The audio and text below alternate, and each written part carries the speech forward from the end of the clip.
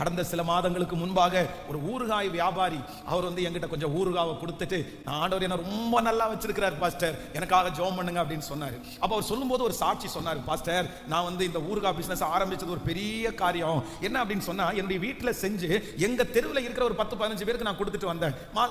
ஒரு நாள் ஒரு 500 ரூபாய் எனக்கு கிடைக்கும். எனக்கு அவ்வளவுதான், வேற எங்கேயும் வேலைக்கு போகாம சொந்த தொழில் 500 ரூபாய் போதும் அப்படின்னு நான் வாழ்ந்துட்டு இருந்தேன். திடீர்னு நான் ஜெபம் பண்ணிட்டே இருந்தேன், ஆண்டவரே இந்த பிசினஸ் ஆசீர்வதிங்க ஆண்டவரே, இந்த காரியத்தை கொண்டு போகவே முடியல, எனக்கு இந்த மாதிரி யார்கிட்டையும் விளம்பரம் பண்ண தெரியல, எனக்கு வீடியோ போட்டு இந்த மாதிரி சொல்லவெல்லாம் தெரியாது, நீங்க தான் இதை மற்றவங்களுக்கு கொண்டு போகணும்னு நான் ஜெபம் பண்ணேன். திடீர்னு எங்க வீட்டுக்கு பக்கத்தில் இருக்கிற ஒரு சிஸ்டர் ஒரு பெரிய ஆபீசர், அவருக்கு ஒரு ஊறுகாய் பாட்டில் நான் வாங்கிட்டு போறேன் அப்படின்னு சொல்லி வாங்கிட்டு போனாங்க.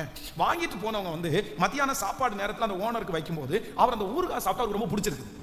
பிடிச்ச உடனே அவங்க கேட்டிருக்காரு, இதை எங்க இருந்து வாங்கிட்டு வந்தீங்கன்னு கேட்டாராம். உடனே இந்த மாதிரி எங்க வீட்டு பக்கத்துல ஒருத்தர் குடிசை தொழில் மாதிரி செஞ்சுட்டு இருக்காரு, பக்கத்துல இருக்கிறவங்க மட்டும் விற்பாரு, வேற ஒண்ணும் இல்ல, அதுல பார்த்தா ஐஎஸ்ஐ முத்திரை இதெல்லாம் ஒண்ணுமே இல்லாம இருந்துச்சாமா. உடனே இவர் சொன்னாராமா, நான் அவரை பார்க்கணும், அவர் வர சொல்லுங்க அப்படின்னு சொல்லி இவர் போய் நின்னா அந்த பெரிய தொழிலதிபர் சொன்னாராமா, சார் உங்களுடைய ஊறுகாய் ரொம்ப டேஸ்டா இருக்குது, ஆனா இது இந்த ஒருத்தருக்கு மட்டும் கிடைச்சா போதாது, இந்த தமிழ்நாடு முழுக்க எல்லா கடைகளுக்கும் போகணும், அதுக்கு நான் என்ன பண்ணணும் சொல்லுங்கன்னு சொல்லி அவருடைய பிராண்ட் நேம் போட்டு அவருடைய பேர்ல ஒரு அக்கௌண்ட் ஓபன் பண்ணி அந்த மனுஷனுக்கு ஒரு ஆட் ஒண்ணு ரெடி பண்ணி அந்த பிசினஸ் பாத்தீங்க அப்படின்னா இன்னைக்கு தமிழ்நாடு அளவிற்கு அந்த மனுஷனை கர்த்தர் தலையை நிமிர பண்ணி இருக்கிறார்.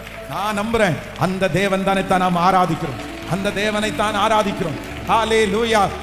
உங்கள் திறமைகள் பேசப்படுகிற நாட்கள் வரப்போகிறது. நான் நம்புறேன் உயர்ந்த இடங்களிலே கர்த்தர் உங்களை குறித்து பேச வைப்பார்.